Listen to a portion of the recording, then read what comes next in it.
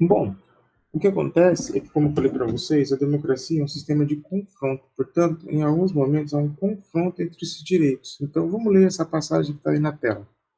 Há de se convir que não existe direito ilimitado ou absoluto. Era exatamente isso que eu falo sobre a liberdade de expressão. Nenhum direito é ilimitado ou absoluto, ele tem que estar dentro das regras do jogo, lembrando que a Carta Magna de um país democrático, ou seja, a sua Constituição é a sua lei maior. Todas as outras devem se submeter a ela e nenhuma outra pode feri-la.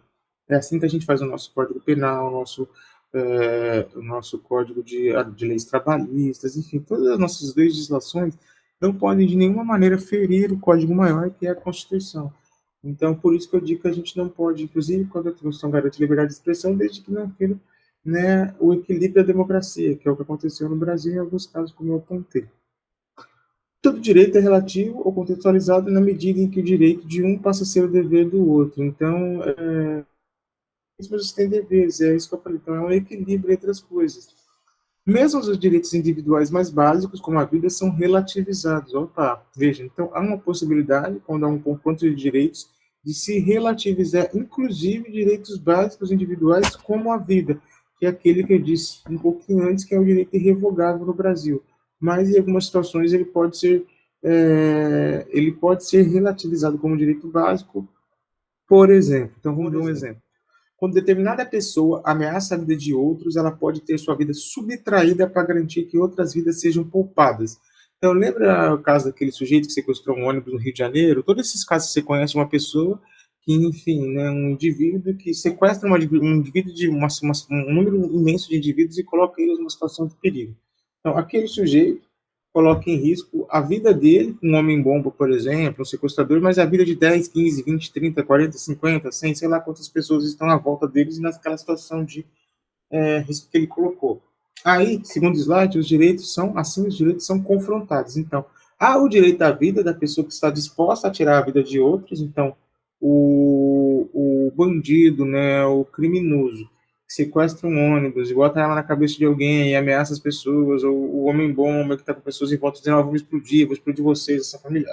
Pessoa que entra no... Você percebe? Esse sujeito. Veja, o direito à vida da pessoa que está disposta, então ele tem o direito à vida, mas essa pessoa que tem o direito à vida, ela também está disposta a tirar a vida de outras. Então, isso não se sobrepõe ao direito dos ameaçados de viver. Então, veja, é um direito à vida daquele sujeito, mas ele está pondo em risco o direito à vida de outros 20. No peso é o quê? É o direito à vida de um do criminoso contra o direito à vida de 20.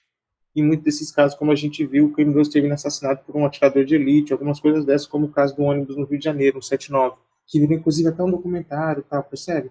A lei o que pressupôs, então tem um sujeito, ele coloca em risco a vida de 9 pessoas. Um direito à vida contra 8 direitos à vida. Então, nesse sentido, esse direito se sobrepõe e o Estado autoriza a morte daquele sujeito para salvar as outras vidas, porque são mais vidas do que de um. Eis um exemplo de confronto de direito individual à vida de um eventual psicopata com também direito à vida das demais pessoas. Nesse caso, um se sobrepõe ao outro. Então, quem é que decide quando um direito se confronta ao outro? Então, com aquela pergunta lá, qual direito vale mais? Lembra a pergunta? Primeira pergunta do slide lá, 4. Qual direito vale mais? O direito de ir e vir, o direito que é um direito individual, ou o direito social dos movimentos sociais de fazer manifestações sociais? Como é que a gente decide isso? Quem decide isso? A justiça é quem dá a sentença sobre o conflito de direito. É o poder moderador. Né? Você tem o executivo, você tem o legislativo, você tem o judiciário. Então, quem decide quando tem um confronto, se está certo ou nada, não, se pode, se não pode, é quem? A justiça, o judiciário. Então, quando há um confronto de direito, fica patente que a justiça precisa avaliar o conflito de direitos para garantir a democracia. Então, teoricamente, o poder moderador da República é a justiça. E a justiça é aquela que deve moderar de acordo de garantir a democracia. Então, ela deve decidir sempre, a princípio, pelo direito que garanta o maior exercício da democracia. Nesse balanço, o direito individual parece estar no patamar superior aos direitos coletivos na perspectiva de resistência aos movimentos sociais. Isso é no caso do Brasil. Então, veja, o caso que eu falo para vocês. Então, a gente está indo para uma manifestação política. Está lá vocês, né, tem um monte de enfermeiros, médicos, fazendo uma manifestação, trancando a porta de uma rua pela condições de trabalho, pela pandemia, enfim. E aí vem um sujeito caminhando, vem de carro, ele quer passar, e ele tenta passar e ele está sendo impedido. E aí a gente confronta de direitos. Ele tem direito individual de ir e vir, mas aquelas pessoas também têm direito coletivo de se manifestar. Qual direito vale mais? Quem decide isso? Quem decide isso é o juiz. Então, geralmente, quando tem uma manifestação social, como a gente viu esses dias na Avenida Paulista, fecha esses grandes lugares, os movimentos sociais, os grupos políticos que vão fazer as manifestações, ligam para a polícia, né, ligam para o governo e avisam que vão fazer a manifestação e pedem que se tranque o espaço para não ter conflito.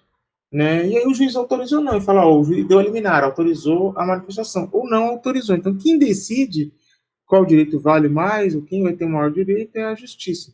Vou dar dois exemplos. Primeiro exemplo, bafômetro. Né?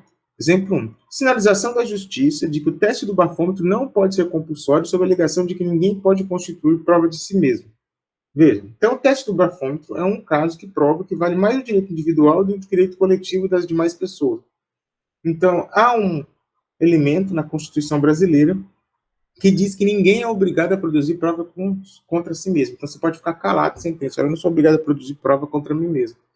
Então, quando o guarda te para e pede para você fazer o teste do bafômetro, ele fala, você tem que fazer o bafômetro. Você pode se negar a fazer o bafômetro, mesmo que você esteja visivelmente bêbado, caindo, com bafo imenso de cachaça.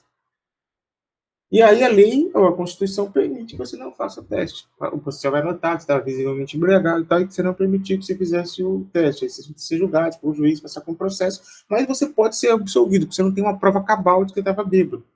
Realmente. A não ser, ou seja, não há aquele registro empírico da bebida. Nesse caso, vale mais o direito individual. Então, imagina, um sujeito bêbado pega um carro, ele pode cometer um acidente, matar ele mesmo, diversas pessoas inocentes. Alguém que está andando numa calçada atropelado, como a gente já viu, uma família que está num carro, o cara perde o controle e mata todo mundo. Então, ele está colocando em risco a vida dele, mas de um monte de outras pessoas, no entanto, nesse sentido, vale mais o direito individual da vida dele do que o direito coletivo de todos os outros que estão seguindo as regras, mas que podem estar sujeitos a uma fatalidade, uma casa destino, sofrer um acidente por conta de um sujeito alcoolizado e morrer, ficar paraplégico, perder os movimentos, enfim, acontecer algo que seja trágico. Exemplo 2 é aquele exemplo que eu falei da manifestação política. Então, a manifestação política no Brasil, quase sempre, vocês pensem nas de agora e quais são e quais não são, é combatida quase sempre violentamente pelas autoridades sob a alegação de que tais multidões atrapalham o trânsito. Então, muitas vezes a polícia vai dizer, não pode fazer no meio de semana, tem que fazer no sábado ou no domingo, senão vai trabalhar o trânsito e tal. Então, a desculpa da proibição da manifestação é que ela vai trabalhar o trânsito e fluxo da cidade. Bom, nesse caso, fica evidente que mais vale o direito individual de ir e vir de um motorista particular do que o direito político de reivindicar por direitos sociais, como educação, saúde, segurança pública, etc. Então, sim, os manifestantes não têm direito de trancar vias públicas e causar um transtorno no trânsito da cidade, incomodar a população, incomodar o governo, chamar a atenção da sociedade, significa que o país que decide desta forma, né, o juiz que decide nesse sentido, ele valoriza mais o direito individual de ir e vir do que o direito coletivo dos sujeitos que querem fazer aquele grupo que está fazendo uma manifestação, seja pela saúde, pelo transporte, por segurança pública, etc. E aí vem ali embaixo, ou ainda para exigir a punição de corruptos. Ou seja, de onde pode ter vindo essa disparidade descomunal entre a relação de direitos individuais e direitos sociais? Então, veja, se você está ali fazendo uma manifestação contra a corrupção, aí o juiz vai dizer que você tem que sair dali, porque os carros precisam passar e a cidade precisa seguir. Será que elas são tratadas do mesmo jeito? E de onde vem essa forma diferente de tratar os direitos individuais e os direitos sociais? E aí é isso que a gente vai falar na nossa próxima aula, sobre a realidade dos direitos no Brasil. Então, pessoal, na nossa próxima aula, esse vai ser o tema que a gente vai tratar, né, na nossa aula ao vivo, na próxima semana, sobre os direitos, a realidade dos direitos individuais, sociais e políticos no Brasil de hoje. E é daí que já vai sair também a nossa próxima aula, o nosso próximo bloco, a nossa prova, o nosso trabalho, que vale a média desse primeiro bimestre. É isso, espero que vocês fiquem bem. Axé, até a próxima.